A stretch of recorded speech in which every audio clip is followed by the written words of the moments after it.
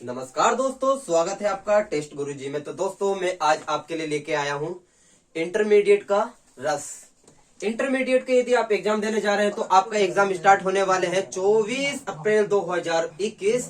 यानी कि पहला एग्जाम जो आपका होगा वो होगा आपका हिंदी का। और हिंदी के एग्जाम में अगर आप देखने को जाओगे तो उसमें मिलेगा आपको क्या, काव्य सौंदर्य। काव्य सौंदर्य में जो आपके क्वेश्चन पूछे जाने वाले हैं, बात कर लेते हैं हम काहे की, काव्य सौंदर्य की। इसमें आपको दो बराबर 6 क्वेश्चन मिलने वाले हैं और 6 नंबर आपके यहाँ से पक्के होने वाले हैं। जैसे 2 नंबर जो हो जाएंगे आपके रस के, और 2 नंबर हो जाएंगे आपके छंद के, और 2 नंबर ही होने वाले हैं आपके अलंकार के। और आज हम इस वीडियो में कवर करने वाले हैं रस। यदि रस में देखेगा, आपके रस की बात की जाए तो रस किस चीज को कहते हैं।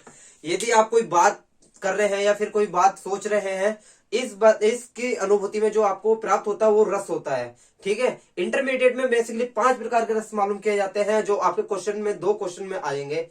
पहला रस हो जाएगा आपका श्रृंगार रस। कौन सा रस? श्रृंगार रस। दूसरा रस की बात कर ली जाती है, दूसरा रस हो जाएगा आपका वीर रस। तीसरे रस की बात कर ली जाती है, हो जाएगा आपका करुण रस। चौथे रस की बात कर ली जाएगी, हो जाएगा आपका हास्य रस। और 5वें रस की बात करी जाए तो ये होगा आपका शांत रस।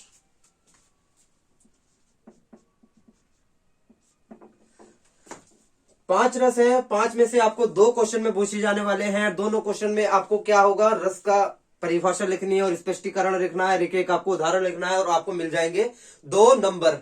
तो स्टार्ट कर लेते हैं श्रृंगार रस की और वीर रस की, करुण रस की। अगर यदि आप रस के बारे में जानना चाहते हो तो रस के बेसिकली 4 भाग होते हैं। एक होता भाव, एक अनुभाव, एक विभाव, एक संचारी भाव और एक आपका स्थायी भाव। ये आपको नहीं ध्यान रखना, आपको केवल स्थायी भाव का ध्यान रखना होता है, जो आपको आप इसकी डेफिनेशन में देना होता है। तो स्टार्ट कर लेते हैं रस का पूरा।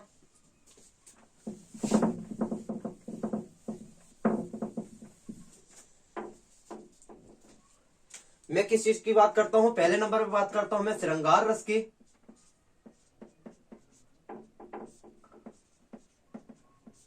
श्रृंगार रस क्या होता है? जब एक नायक से मिलता है और दोनों के मन में कुछ कुछ चलता है, तो क्या होता है आपका, वो होता है आपका श्रृंगार रस। ठीक है। श्रृंगार रस के भी 2 भाग होते हैं। एक होता है आपका संयोग और एक होता है आपका वियोग। एक होता है संयोग और एक होता है आपका वियोग। क्या क्या होता है दोनों में, ये आपको बेसिक से जानने की आवश्यकता है। संयोग में होता है जब एक नायक एक नायिका को देखता है आपस में, अब दोनों के मन में कुछ चलता है, तो ये हो जाता है संयोग रस। ठीक। एक होता है वियोग रस। वियोग रस में क्या होता है, एक नायक दूसरी नायिका के बारे में सोचता रहता है। क्या रहता है? सोचता रहता है, पर वो उससे भी मिला नहीं है, तो ये हो जाएगा आपका वियोग रस। अब देखिएगा इसकी क्या क्या परिभाषा इसमें दी गई है। संयोग रस की बात कर लेते हैं। संयोग में नायक और नायिका, नायक और नायिका, नायक और नायिका की पारस्परिक रति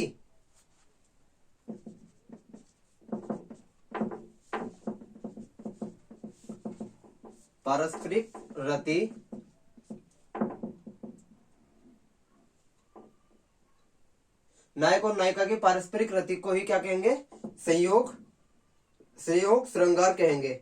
इसका अर्थ क्या होता है? इसका अर्थ ये देखिएगा, ये है, ये दोनों आपस में क्या है, अब दोनों आपस में मिल गए हैं, तो ये होगा आपका संयोग श्रृंगार रस। अब वियोग श्रृंगार रस में क्या होता है, एक दूसरे के प्रेम में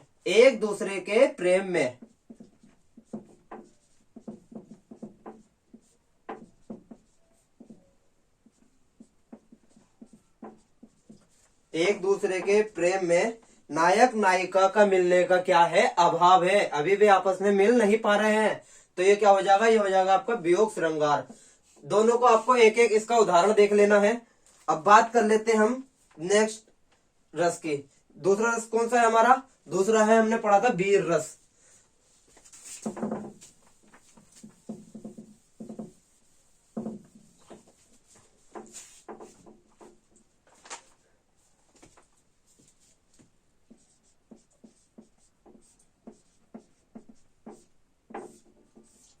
वीर रस, अब देखिएगा वीर रस का क्या, यदि कोई युद्ध में लड़ने जा रहा हो तो वो वीरों की तरह जाएगा नहीं जाएगा, यही आपका वीर रस है।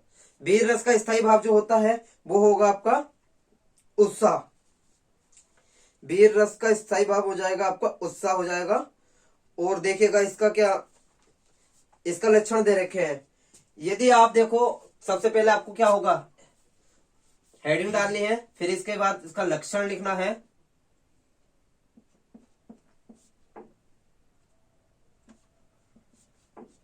फिर लक्षण के बाद क्या लिखना है आपको,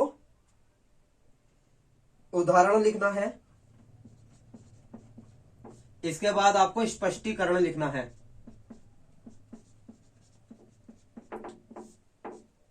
ये तीनों चीज लिखने के बाद आपके बनते हैं 2 नंबर।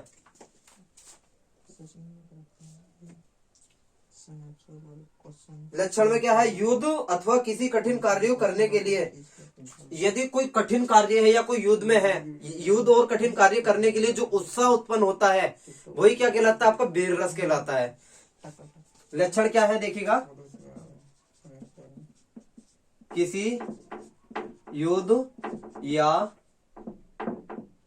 कठिन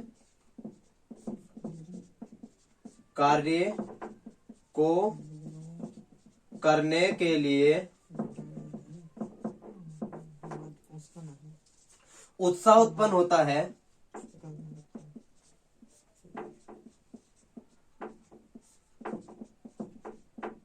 वीर रस कहलाता है।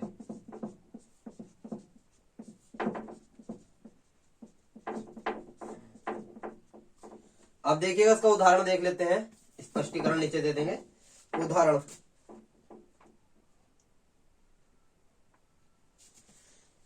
वीर रस का उदाहरण हम देखने वाले हैं।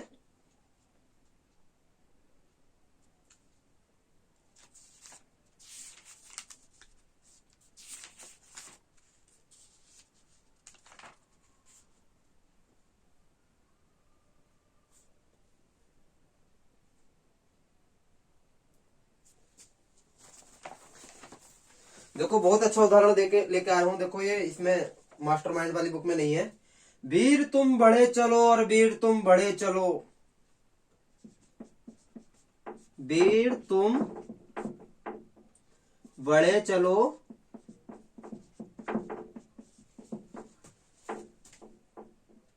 वीर तुम बढ़े चलो और धीर तुम बढ़े चलो।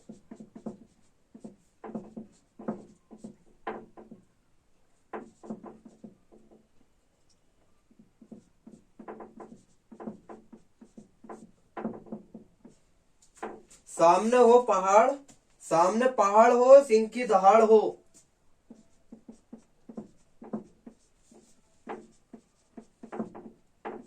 सामने पहाड़ हो सिंह की दहाड़ हो।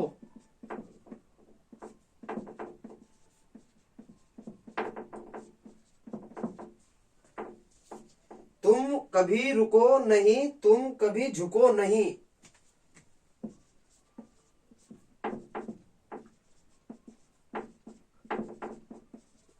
तुम कभी रुको नहीं, तुम कभी झुको नहीं।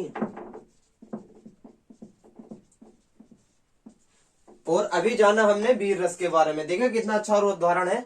यदि आप इस उदाहरण को लिख के आते हो तो मैं आपको गारंटी से कहता हूं कि आपको इसमें आपके 2 नंबर पूरे मिलने वाले हैं।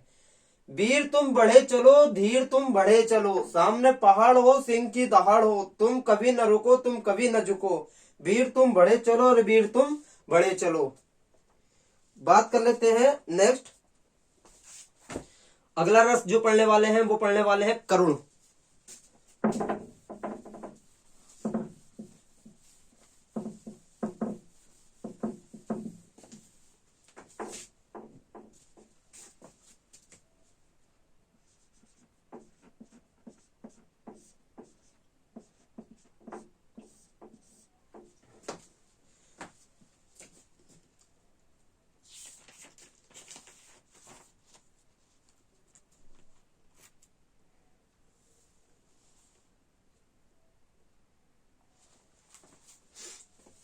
अब देखिए करुण रस और अगर होता है आपका वियोग श्रृंगार, दोनों में क्या अंतर है देख लीजिएगा।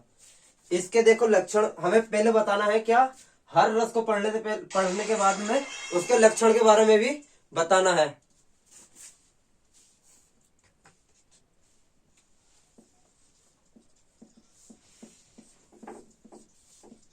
लक्षण, लक्षण देखिएगा बिंदु विनाश, बंधु विनाश,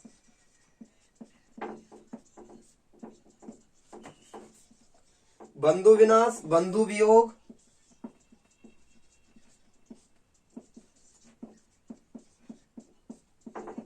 बंधु वियोग, द्रव्यनाश और प्रेमी के सदैव बिछुड़ जाने के लिए,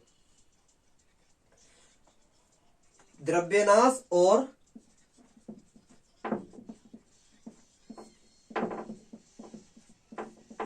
प्रेमी के बिछुड़ जाने के लिए, प्रेमी के लिए बिछुड़ जाने के लिए जो भाव उत्पन्न होता है उसे क्या कहते हैं, उसे कहते हैं आप करुण रस।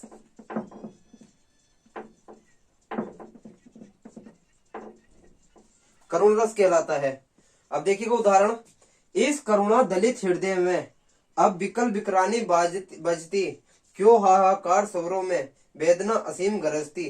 ये प्रसाद ने लिखा है। इन पंक्तियों में